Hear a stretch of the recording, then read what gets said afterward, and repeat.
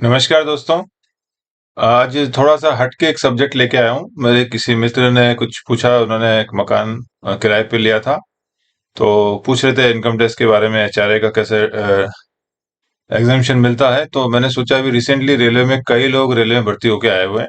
Recently रोजगार मेला भी लगा हुआ था, तो काफी लोग रेलवे में न्यू ज्वाइनिंग हुए हो। मेरे हिसाब से कई लोगों को क्वार्टर नहीं मिला हो रेलवे में, और प्राइवेट में रह रहे होंगे, और रेलवे क्वार्टर ना मिलने की वजह से, चूंकि एचआरए उनको मिल रहा होगा लेकिन एचआरए में जानकारी ना होने की वजह से हो सकता है एचआरए जो उनके इनकम में काउंट हो रहा होगा और इनकम टैक्स लग रहा होगा। तो मैंने सोचा कि थोड़ा जानकारी दे दें, और साथ ही हमारे जो पब्लिक क्लर्क है उनको भी मुझे लगता है थोड़ी सी जानकारी इस बारे में थोड़ी सी कम है, तो थोड़ा उनको नॉलेज भी मैं अपडेट कर दूं। तो मैंने थोड़ा सा समझने की कोशिश की है। मेरे लिए भी थोड़ा पहला नया एक्सपीरियंस है ये, और मैं एक बार पहले बता दूं, ये जो भी मैं बता रहा हूँ ये मेरा पर्सनल व्यू है, और उम्मीद यही है कि जो बता रहा हूँ मैं सही है। फिर भी आप अपने हिसाब से एक बार दोबारा क्रॉस चेक करना चाहिए, लेकिन मेरे हिसाब से तो सही है ये। तो हम आज जो टॉपिक मैं ले रहा हूँ वो है कि जो अब एचआरए हमको मिलता है, भारत सरकार जो रेलवे सरकार हमको दे रही है, ये कोई भी सेंट्रल गवर्नमेंट एम्प्लॉय है उसको जो एचआरए मिलता है, ये इनकम टैक्स का रूल है, इसलिए ये सभी सेंट्रल गवर्नमेंट के एम्प्लॉय पे लागू होता है। तो कोई भी सेंट्रल गवर्नमेंट का एम्प्लॉय इसके आधार पे वो अपना इनकम टैक्स बचा सकता है, एचआरए के रूप में जो पेमेंट मिलता है उसको, उसके बारे में। तो जस्ट थोड़ा सा रूल मैं बता दूं पहले तो 5 मिनट। जो बेनिफिट देते हैं ये है सेक्शन 10 ऑफ 13A। इसमें कहा गया the amount which is not to be included in the total income of an SSC in respect of the special loans referred to in class 13A of section 10 shall be, कि किस amount जो भी बताया हुआ है इस धारा 10 के खंड 13A में बताया हुआ है कि कुछ विशेष भत्ते जिनको आय की राशि में शामिल नहीं किया जाना चाहिए। मैं एक बार और बता दूं, कई बार हमारे पास क्वेश्चंस आते हैं, सर इसमें कितना ये इनकम टैक्स में लगेगा नहीं लगेगा, ऑनोरियम जो मिलता है वो इनकम टैक्स में शामिल होगा, उस पर इनकम टैक्स लगेगा नहीं लगेगा। तो इसके लिए मैं एक बात क्लियर कर दूं कि कोई भी चीज जो आप पैसा आपके पास अर्निंग आ रही है वो इनकम टैक्स में आएगा कि नहीं आएगा, उसके लिए इनकम टैक्स का कोई लेटर चाहिए। जैसे ये लेटर मिला है कि इस पर्टिकुलर अमाउंट को इनकम टैक्स में शामिल नहीं किया जाए, जब तक इनकम टैक्स का कोई लेटर नहीं है आपके पास तब तक वो अमाउंट आपको काउंट करना है इनकम में और इनकम टैक्स देना है।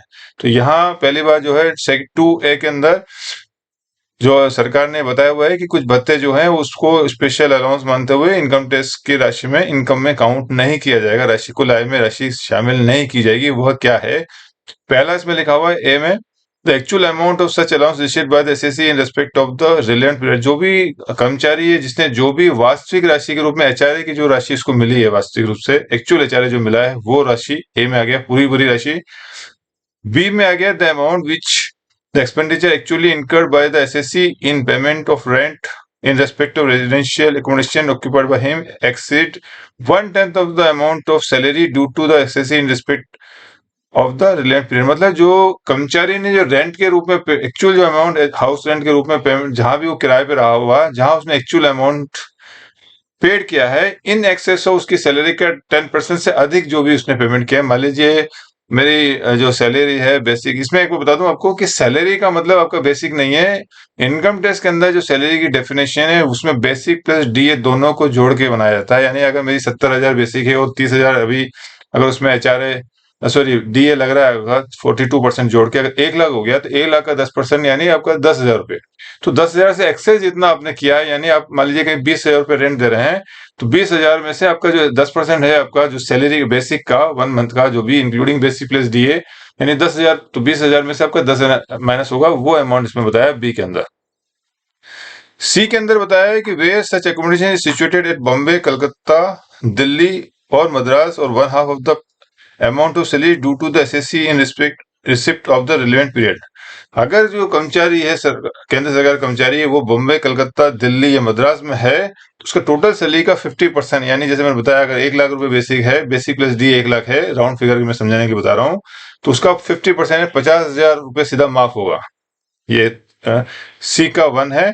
और सिमिलरली सी का 2 बताया हुआ है कि कोई भी कर्मचारी इन 4 शहर के अलावा कहीं पे बसा हुआ है तो उसको 2/5 का मतलब होता है 40%। तो टोटल जो सैलरी है यानी बेसिक प्लस डी है उसका 40% माफ होगा अगर वो अदर देन 4 सिटी में रहता है, तो यानी कि 40,000 रुपए।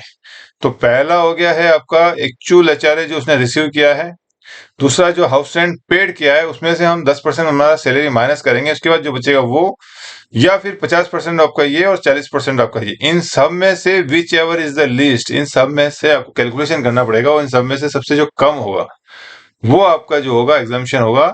अब थोड़ा हम इसको एग्जाम्पल से समझते हैं। House rent allowance HRA is a component of an employee's salary that may be subject to partial or full tax deduction under section 10 bracket में 13 ऑफ इनकम टैक्स। जो एचआरए जो होता है वो हमारे सैलरी का एक कंपोनेंट होता है, उसका या तो पार्शियल यानी आंशिक रूप से या पूरी तरह से डिडक्शन मिलेगा। पूरा एचआरए भी डिडक्ट होगा आपके इनकम टैक्स में, सैलरी में से माइनस हो जाएगा पूरा का पूरा एचआरए। कैसे हम बात करेंगे, तो पहले जो मेजर कंपोनेंट क्या क्या होते हैं इसके अंदर, चार मेजर कंपोनेंट है। सैलरी, जिसमें बता दूं सैलरी की डेफिनेशन जैसे मैं आपको पहले ही बताइए, बेसिक प्लस डीए दोनों को जोड़ के सैलरी मानेंगे। नंबर टू में HRA receive by the employee, जो एचआरए हम रिसीव करेंगे, एम्प्लॉय जो रिसीव करेगा एचआरए, वो city of the residence of employ, जो एम्प्लॉय का जो रेजिडेंस कहाँ पर है, चार मेट्रो सिटी में है या उसके अलावा है। चार में है तो 50%, उसके अलावा है तो 40%। और फिर चौथा कंपोनेंट है रेंट पेड, जो भी उसने रेंट पेड किया। ये चार कंपोनेंट इंपोर्टेंट है। इसमें से जो मैंने अभी ऊपर पढ़ी थी फर्स्ट पेज में, उसमें which ever is the list इन 2, 3, 4, ये 2, 3 और 4 में जो जो भी कम होगा इनमें से वो उसको माफी होगी। अब इसका कैलकुलेशन कैसे करते हैं, तो ये मैं बता दूं, हमारा जेड सिटी जो है सबसे XYZ सिटी में हमारा एचआरए मिलता है हमको। एक्स सिटी में, जेड सिटी में मान लीजिए 9% है, तो वाई में आपका 18 आ जाएगा, और जेड एक्स में अभी आज की तारीख में 27% चल रहा है आज की तारीख में। तो रेलवे एम्प्लॉय की ही मैंने बात की इसमें। तो वैसे भी ग्रुप सी के अंदर, सॉरी, सेंट्रल गवर्नमेंट एम्प्लॉय में मिनिमम जो आज की तारीख में जो बेसिक है वो 18,000 रुपया है। तो मैंने कोशिश की है कि 18,000 में आपको समझाने की कोशिश करूं मैं। ये हमारा एम्प्लॉय है, ठीक है। बेसिक हम मान लेते हैं 18,000 रुपया, और इसका डीए जो हो गया इसका 7,560। इन दोनों को हम जोड़ेंगे, प्लस करेंगे हम इसको, ठीक है। यहाँ बेसिक प्लस डीए लिखा हुआ है, प्लस क्या है हो जाएगा, ये आपका हो जाएगा 25,560। आज की तारीख में कोई भी ग्रुप डी एम्प्लॉय है रेलवे में या सेंट्रल गवर्नमेंट में, उसको क्या मिलती है सैलरी, 25,560। एचआरए जो मिलेगा, 9% एचआरए मिलता है हमारे रेलवे कर्मचारी को जो एचजेड सिटीज में है, ठीक है। तो 9% निकालेंगे। हमारे रेलवे में जो एचआरए मिलता है वो इसके ऊपर मिलता है, ये आपको मालूम हो गया। जो सेंट्रल गवर्नमेंट एम्प्लॉई है वो बेसिक पे मिलता है, न कि जोड़ पे मिलता है। तो 18,000 का 9% जो होगा वो कितना होगा, वो हो जाएगा 1,620 रुपया, ठीक है। ये आपको सीधा कर देना है, इसमें कुछ कैलकुलेशन है नहीं, कि जो भी आपका बेसिक है आपने जो रिसीव किया हर महीने का 1,620 ही आ गया आपका। अब आप निकालेंगे सिटी, ये दोनों आपके सिटी वाला सेकंड पॉइंट हो गया। अगर आप 4 सिटी में है तो ये पकड़ लेंगे आप, अदर देन 4 सिटी में है तो ये पकड़ लेंगे। जो भी आपका होगा तो इसका आप लगाएंगे। तो यहाँ पे हम 18,000 का 50 या 40 नहीं करेंगे, ये जो है ये हमारा टोटल का हो जाएगा बेसिक प्लस डीए, यानी इसका हो जाएगा 25,560 का आपका 50% हो जाएगा 12,780, और 40% हो जाएगा 10,224। ये आपका पकड़ लेने का, आपको रख लेने का अपने पास, ठीक है। ये आपका नंबर 1 ये हो गया, नंबर 2 ये हो गया आपका, वो दोनों के दोनों मिला के। और मैंने इसमें दो एग्जांपल दिए हैं। रेंट आपने जो पेड किया है, मान लीजिए आपने रेंट 10,000 पेड किया है जेड सिटी में, छोटा शहर है, वहां पे आपने 10,000 लिया है या 7,000 लिया, जो भी लिया, इसमें से आप आपका बेसिक का इसका 10% आप लोगे, माइनस करोगे 10%। तो 25,000 का 10% कितना होता है, 2,500 होता है। तो इसका 25,560 का 10% हो जाएगा 2,556 रुपया। ये सेम ही रहेगा 10% आपका, ये 10% आपका, ठीक है। तो जो भी हम हाउस रेंट पेड कर रहे हैं, ये हाउस रेंट पेड किया आपने, उसमें से minus 10% of basic plus D ये आपका आ जाएगा। तो ये माइनस किया तो आपका यहाँ आ जाएगा 7,444 रुपये। और मान लीजिए आपने वो छोटा सस्ता मकान लिया है किसी ने, मान लीजिए नया नया अभी नौकरी लगा है, अनमेरिड है, यंग है, पैसा बचाना है उसको, तो अगर वो 7,000 लिया है तो 7,000 में अगर गया तो उसको 4,440। अब हमको देखना है, ये हमारा दोनों भी 3 में आ गया। तो विच एवर इज लेस, 1, 2, 3 में मैं बताया था, तो इन 1, 2, 3 में कौन सा सबसे कम है, तो ये 1,600 जो 20 है ये हमारा सबसे कम हो जाएगा। तो ये ही हमको मिलेगा इन तीनों 1, 2 और 3 में सबसे कम कौन सा है ये देखना है आपको। तो ये आपका 1 आपका सबसे कम हो जाएगा। तो 1,620 जो होगा आपका सबसे कम वाला हो जाएगा। तो ये आपका यहाँ आपको हो गया। अब मान लीजिए यही एक कर्मचारी है, उसी के साथ वाला, साथ में दोनों भर्ती हुए, और एक बंदे की पोस्टिंग जेड में हुई थी, इसका आ गया। दूसरा जो बंदा था वो एक्सिटीज में था, तो इसकी भी हम बात कर लेते हैं। बी का जो है इसका भी सेम बेसिक है 18,000 रुपया, और डी आपका 42%। तो 18,000 का 42% हो गया 7,560। तो इसका सेम यहाँ पे 25,560 तो सेम ही आएगा। किसी भी शहर में रो डी सब बराबर मिलता है उसको। अब यहाँ HRS का जो हो गया ये हमारा 27% हो जाएगा एक्स सिटी के हिसाब से। ठीक है, यहाँ 9% था ऊपर, थोड़ा सा मैं इसको ऊपर करता हूँ मैं समझने के लिए। ये हमारा एक्स सिटी है, यहाँ आपका 9% था जेड सिटी में, यहाँ आपका 27% मैंने डाल दिया। ठीक है, तो इस 27% हम निकालेंगे, 18,000 का 27%, ये जो मिलेगा इसका निकलेगा 27%, तो आएगा हमारे 4,860। यहाँ 9% 1,600 आया था, 20 आया था, यहाँ 4,860 आ जाएगा। तो आपको सीधा सीधा पहले में तो कुछ करना ही नहीं, आपको सीधा जो बेसिक का आपको एचआरए जो भी आपको मिला, ये तो ये कैलकुलेशन है, वैसे आप अपनी पे स्लिप में देख सकते हैं जितनी भी आपकी कैलकुलेशन है वो आपका जो भी एचआरए आपको सीधा मिल रहा है वो आपको उठाना है, जो आपकी सैलरी में लग रहा है। कैलकुलेशन यहाँ कर दिया, लेकिन आप सैलरी स्लिप में देख सकते हैं जो भी आपका उसके बाद जो आपका 50% 40% निकालेंगे तो वो 25,000 का निकालोगे, सेम अमाउंट जो ये अमाउंट थी यहाँ पे भी सेम ही रहेगी, इसकी कोई फर्क पड़ेगा नहीं इसमें, चाहे वो एक्स सिटी में हो जेड सिटी में हो। अब आपका रेंट, चूंकि एक्स सिटी जो है हमारे बड़े सिटीज होते हैं, जनरली अहमदाबाद है, जनरली बड़ी सिटीज है, वहां थोड़ा सा महंगे होते हैं मकान। तो मैंने यहाँ 10 और 7,000 रखे थे छोटी जगह, यहाँ हमने कोशिश किया कि 20 और 15,000 रखें। तो यहाँ पे भी जो आपका इसका 10% ही माइनस करना है। सेम अमाउंट, ये वाली अमाउंट और ये अमाउंट सेम ही है आपकी, तो यहाँ से भी माइनस करेंगे तो ये आपका यहाँ पे ज्यादा दे रहे हो तो यहाँ पे आपका आ जाएगा। लेकिन अब आप देखो यहाँ पे आपने 2,500 ही माइनस किया 20,000 में से, तो आपको 17,000 मिला। और 15,000 में से आपने अगर सस्ता मकान लिया आपने, 15,000 का लिया, तो 15,000 में आपको 12,400। लेकिन रूल हमारा ये है कि 1, 2 और 3 इनमें से सबसे लेस अमाउंट किसका है ये हमको देखना पड़ेगा यहाँ से। इन तीनों में से सबसे छोटा अमाउंट कौन सा है, तो छोटा अमाउंट ये ही होगा। तो मेरा जो इंटरप्रिटेशन है इसमें ये है कि जो भी कम बेसिक वाले जो लोग हैं उनका चूंकि 9% एचआरए या छोटे शहर में उनको जनरली, इसमें आप देखिए कि पूरा पूरा जो एचआरए आपको मिल रहा है पूरा पूरा आपको माफ हो रहा है यहाँ पर। तो हमेशा बेनिफिट ज्यादा तो मिलेगा नहीं, जितना नहीं, तो यहाँ आपको जितना भी है पूरा का पूरा एचआरए जो है आपको माफ हो गया है। तो 1800 में जो जनरली मैंने देखा है कि पूरा का पूरा ये एचआरए आपको बेनिफिट मिल जाता है, आपको माफ हो जाता है आपका, तो ये आपको आप क्लेम कर सकते हो एचआरए में। ठीक है, ये मैंने एक 1800 को बताने की कोशिश की थी। अब मैंने कोशिश की एक और थोड़ा सा हायर साइड का मैं बताऊं आपको। तो ये मैंने बता दिया 50% जो होगा हमारा मुंबई दिल्ली कलकत्ता चेन्नई के लिए होगा, 40% अदर सिटीज के लिए होगा। अब मैंने कोशिश की थोड़ा सा बेसिक से ज्यादा हो, हम बात करें उसमें।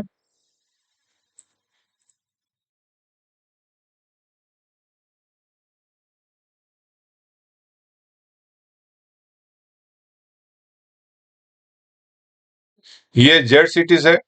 जेड सिटी में जैसे हमने पहले एक किया था, ये हमारा सी एम्प्लॉय है। और इसमें थोड़ा बेसिक मैंने ज्यादा रखा है 71,000, जो कई बार ग्रुप बी ऑफिसर भी आते हैं उनको भी इनिशियल लेवल में आ जाएगा। और वहां पर जो बंदा है, सी बंदा है, वो थोड़ा हायर ग्रुप सी, मतलब जो है वो हायर या तो कई साल से काम कर रहा है, या कोई भी group B group A diet जो आते हैं उनका अगर छोटी शहर में उनकी नौकरी है तो वहां उनका बेसिक 71,000 मैंने पकड़ा है राउंड फिगर, ताकि 1 लाख में लोगों को समझने में इजी रहे, इसलिए मैंने ये पकड़ा है ताकि समझने में इजी रहे फिगर में। और बेसिक थोड़ा सा 29,000 ज्यादा आएगा अगर 42% पकड़ेंगे इसका, लेकिन मैंने कोशिश किया राउंड ऑफ करके, ये जस्ट एक राउंड ऑफ फिगर है, एग्जैक्ट 42% शायद ना हो। तो 71 और 29,000 के हिसाब से जो 1 लाख होता है समझने के लिए इजी रहता है, तो मैंने ये फिगर लिया 1 लाख का। अब एचआरए आपको रिसीव जो होगा जेड सिटी में आपका 9% ही एचआरए होता है, तो 9% लेंगे, इसका 9% लेंगे, 71 का 9%, ना कि इसका 9% लेंगे, ये ध्यान रखना है। सैलरी का 9% लेंगे क्योंकि हमको रेलवे हम काम कर रहे हैं, रेलवे में हमारे को सेंट्रल गवर्नमेंट में जो एचआरए मिलता है वो बेसिक पे मिलता है, तो बेसिक का इसका हम 9% लेंगे, तो ये आ जाएगा 6,390 रुपया। बाकी जो 50% जो उसको लेते हैं 50 और 40, ये तो आपको मैंने कई बार बता चुका हूँ इससे पहले भी, तो आपका ये 50,000 और ये 40,000 इसका सीधा सीधा आ गया। तो ये दिख ही रहा है, ये काम है आपका अभी तक। तो अब आपको मान लीजिए बंदा जो जेड सिटीज में है, मकान 13,000 9,000 का लिया, 13,000 का लिया है, तो इसका हम सीधा 10% लेंगे यहाँ पे, ये हमारा 10% हो जाएगा। 10% ऑफ 1 लाख, इसका 10,000 हो गया आपका। ठीक है, ये 10,000 आपका, ये दोनों हो गया आपका 10,000, माइनस करेंगे 13,000 में से 3,000 बचा, और 9,000 में से भी 10,000 माइनस किया तो ये तो माइनस में आ गया। मान लिया कि छोटा मकान लिया है, तो यहाँ 3,000 कम हो गया, तो ये ही रिबेट मिलेगा, ये नहीं मिलेगा। या तो आप बड़ा मकान लोगे, आप 16,000 17,000 का लोगे तो 6,000 मिलेगा, लेकिन आपको 16,000 पेमेंट करना पड़ेगा। तो 16,000 पेमेंट करने से आपके हर महीने 16,000 सैलरी जाएगी, और इनकम टैक्स में ठीक है आपको रिबेट मिल जाएगा, लेकिन आपको उतना 16,000 भरना ही पड़ेगा, उस पर टैक्स नहीं लगेगा, अलग बात है। तो ये कैलकुलेशन है कि अगर आपका अमाउंट इससे कम है, एचआरए जो आपने एक्चुअल रिसीव किया है उससे आपने जो एचआरए पेड किया है उसमें से आपका जो 10% ऑफ सैलरी माइनस करने के बाद अमाउंट कम आता है अगर किसी वजह से, तो फिर ये अमाउंट आपको इस पर्टिकुलर केस में सी एम्प्लॉय के केस में सिर्फ 3,000 का ही इसको रिबेट मिलेगा। और ये जो इस अगर उसका एचआरए कम है, 9,000 ही है, तो बिल्कुल मिलेगा ही नहीं इसको। ठीक है ना, क्लेम कर ही नहीं सकता है। अब हम थोड़ा सा आगे चलते हैं। ये यही बंदा जो है मान लीजिए एक्स सिटीज में अब आ गया आपका, ये बड़ी सिटीज में आ गया हमारा बंदा। ठीक है, डी एम्प्लॉय का नाम डी है, ये हमारा सेम 1 लाख बेसिक हो गया था इसका यहाँ पर। अब यहाँ पे एचआरए जो था वो 27% है। 9% जब था तो उसका 6,300 समथिंग था। अब ये सीधा 27% आ गया से 6 का सीधा आपका 19,000 रुपये आपका ये एचआरए इसको मिला है बड़ी सिटीज में, अहमदाबाद हो बम्बे जब भी। तो यहाँ 19,000 रुपये इसको एचआरए मिला है। और यह 50% 40% जो फंडा है यहाँ पे वापिस 50,000 40,000। तो मेरा ये मानना है कि जनरली ये 50% का रूल तो बना दिया, ये पता नहीं कहाँ लागू होता है, मुझे समझ में नहीं आता ये कहीं लागू होता है। तो जनरली इसको तो आप देखो मत, अब 1 और 2 ही जनरल 1 और 3 ही देखें तो ज्यादा आपके लिए इजी रहेगा। इसमें आप दिमाग लगाएंगे तो आप कंफ्यूज भी हो जाएंगे। तो 50% 40% तो क्यों बनाया नहीं है मुझे नहीं समझ में आया, शायद इसका पीछे कोई लॉजिक हो, लेकिन मुझे जो एग्जाम्पल आपने भी देखे मैंने भी देखे हैं कि जनरली 1 और 3 में ही चांस बनता है। तो यहाँ पे इसको एचआरए 19,000 एक मिला। और मान लीजिए ये बंदा जो है वो एक्स सिटी से, चूंकि बड़ी सिटीज होती है यहाँ एचआरए ज्यादा है, मान लीजिए ये 25,000 का मकान किराया दे रहा है, वहां 10,000 माइनस करेंगे, इसका 10% होगा ये सीधा, मैंने आपको जैसे बताया ये 10% होगा इसका। ठीक है ना, तो 10,000 तीनों में माइनस करेंगे 10%, 10% के हिसाब से यहाँ भी हमने ऊपर भी 10% माइनस किया था। तो 25 में से 10% करेंगे, यहाँ 15,000 हो गया। और मान लीजिए इसने बहुत बड़ा मकान लिया, अच्छा 40,000 का लिया, 50,000 का लिया है, तो 50 का लो, 60 का लो, 80 का लो, तो ये अमाउंट बढ़ जाएगा, तो आपको फायदा ही नहीं है इसमें तो। और अगर आपने थोड़ा कम वाला ले लिया, मान लीजिए 15,000 में आप चला रहे हैं, किसी से मैनेज कर पा रहे हैं आप, तो फिर आपको सिर्फ 5,000 का ही बेनिफिट मिलेगा आपको। तो ये और इन दोनों में से आपको जो भी कम होगा आपका, तो ये मैं आपको क्लियर बता दूं कि नंबर 1 और नंबर 3, अगर एचआरए जो आपने रिसीव किया है ये, और आपने जो रेंट पेड किया है वहां पे किसी भी लैंडलॉर्ड को, उसमें से आपका 10% सैलरी यानी बेसिक प्लस डीए माइनस होने के बाद जो बचता है, ये बचता है आपका, मतलब ये आपने रेंट पेड किया है उसमें से ये आपने अपना 10% माइनस करना है आपको, उसके बाद जो बचता है वो, और आपका जो एचआरए मिला, इन दोनों में से जो कम होगा उतना आप एचआरए का डिडक्शन ले सकते हैं। तो अगर एचआरए का डिडक्शन लेते हैं, तो एचआरए आप लेते हैं तो जरूर डिडक्शन ले, एक अच्छी सुविधा सरकार ने दी है, इसका जरूर लाभ उठाना चाहिए, और मैंने इसीलिए ये वीडियो बनाया कि मैक्सिमम लोग लाभ उठाएं। एक छोटे 2 कंडीशंस हैं, वो जरा मैं आपको बता दूं। आपको कोई भी हम बेनिफिट लेते हैं तो हर चीज के टर्म्स एंड कंडीशन भी होते हैं, उसमें ये बताया गया है, नियम है हमारे, कि एक तो मैंने बता दिया जो भी कम होगा इसके अंदर, अगर आपका एनुअल रेंट आप 1 लाख से ज्यादा दे रहे हैं, if annual rent paid is more than 1 lakh, then PAN landlord is message, जो आप मकान मालिक जो भी है उसको अगर आप रेंट दे रहे हैं और 1 लाख से ज्यादा वार्षिक रेंट है आपका, ठीक है ना, 12,896 यानी कि 8.5 से ज्यादा आपका रेंट है, तो फिर आपको लैंडलॉर्ड का पान नंबर डालना पड़ेगा, वो नेसेसरी मैंडेटरी है आपको। फिर वो इनकम आपके लैंडलॉर्ड में चली जाएगी जैसे आप पान नंबर डालेंगे तो। और आपको जो रेंट की, आपको अगर मान लीजिए आप रेंट क्लेम करते हैं तो आपको रेंट रिसीट भी चाहिए आपको, और साथ में रखनी पड़ेगी, कभी भी इनकम टैक्स वाले मांगे तो ये आपको 2-3 बातें ध्यान रखनी पड़ेगी। तो मैं उम्मीद करता हूँ आपको एचआरए में एग्जामिशंस कैसा लेना इनकम टैक्स में, ये जानकारी आपको मिल गई होगी, समझ में आ गई होगी।